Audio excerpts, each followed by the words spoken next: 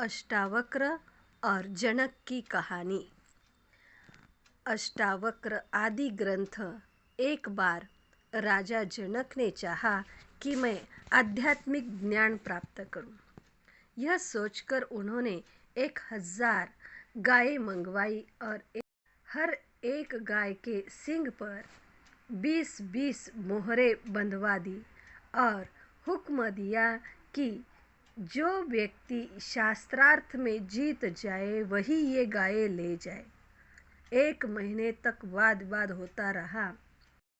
आखिर यज्ञ वत्स सब ऋषियों में अव्वल निकले और 1000 गायें मोहरों समेत ले गए।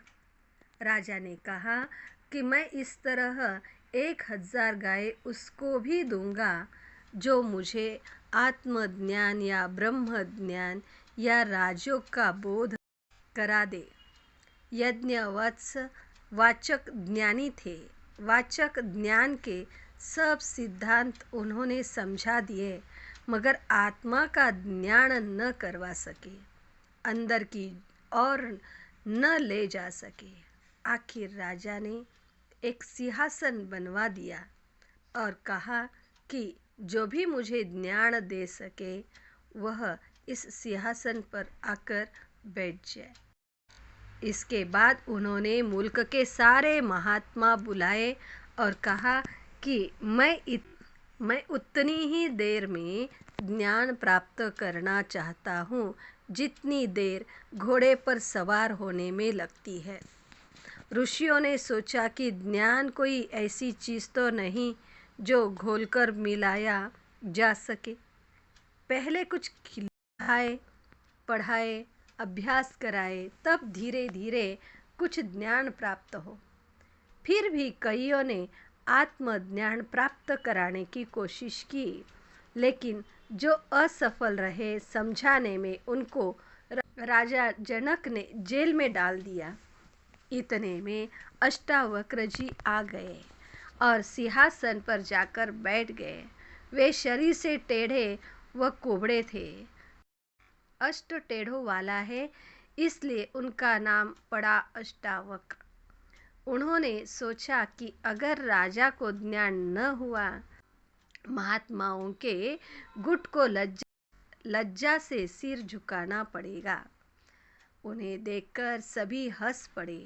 इस पर अष्टावक्र ने कहा कि मैं तो समझा था कि यह महात्माओं की सभा है, लेकिन नहीं, ये तो आत्माओं को नहीं देखते, शरीर को देखते हैं, और घमंडी और चमड़ी को देखना तो चमारों का काम है। उनकी यह बात सुनकर सभी चुप हो गए। ऋषि ने पूछा, राजा तू ज्ञान लेना चाहता है? राजा ने कहा, इतना सब कुछ मैं ज्ञान प्राप्ति की लालसा से ही कर रहा हूँ। इस पर अष्टावक्र ने कहा कि ज्ञान तो तुम्हें मिलेगा, परंतु तुम्हें कुछ दक्षिणा भी देनी होगी।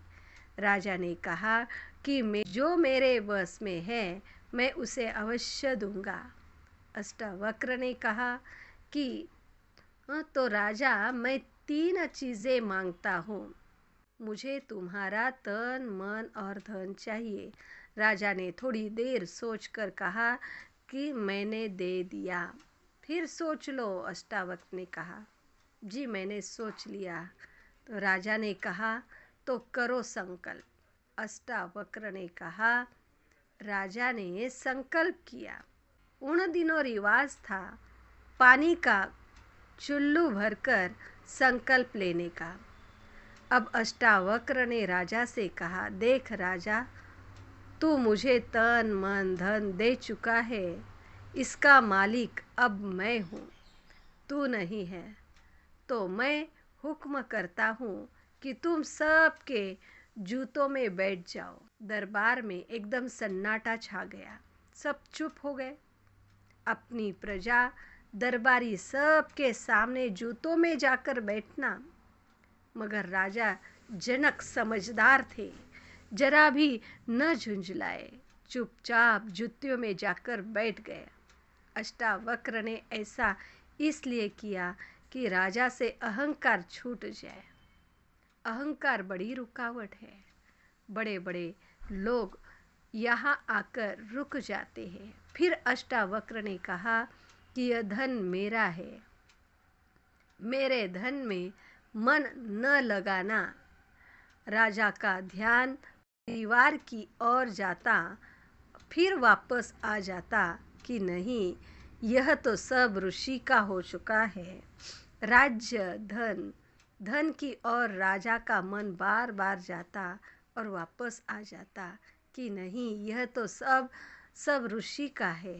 मन की आदत है, यह बेकार और चुप नहीं बैठता, कुछ न कुछ सोचता ही रहता है।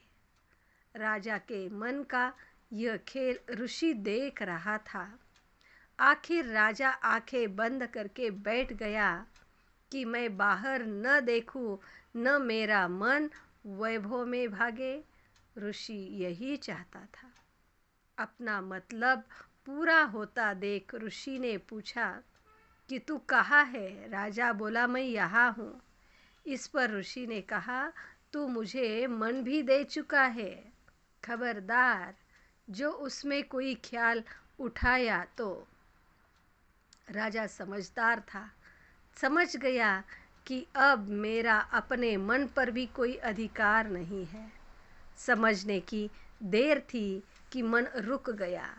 जब ख्याल बंद हुआ तो अष्टावक्र ने अपनी अनुग्रह दृष्टि दे दी।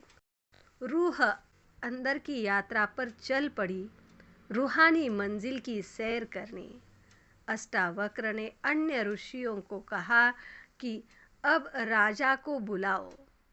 अब बुलाए कौन? ऋषि ने जितनी देर मुनासिब समझा राजा को अंतर का आनंद लेने दिया। आखिर में उसे नीचे लाया गया। जब राजा ने आंखें खोली तो अष्टावक्र ने पूछा, क्या तुम्हें ज्ञान हो गया? जी हो गया, राजा ने जवाब दिया। कोई शक तो नहीं रहा ना? अष्टावक्र ने पूछा। तो राजा ने कहा, जी नहीं, उत्तर दिया। तब अष्टावक्र ने कहा, मैंने यह तन मन धन तुम्हें प्रसाद के तौर पर वापस देता हूँ, इसे अपना न समझना। अब तुम राज्य भी करो और भजन भी करो। इस तरह अष्टावक्र ने राजा जनक को 1 सेकंड में मुक्ति और जीवन मुक्ति पाने की विधि बताई और ज्ञान दिया। आध्यात्मिक भाव है कि जीवन मुक्त स्थिति माना जीते जी सब आकर्षण, बंधन, वैभवों के प्रभाव से मुक्त रहना। इसका मतलब यह नहीं कि सब कुछ छोड़कर सभी से दूर रहना, परंतु सबके बीच में रहते हुए भी, सभी जिम्मेवारियों को निभाते हुए भी किसी भी बंधन में नहीं फंसना, सुख और दुख के बंधन में भी नहीं फंसना।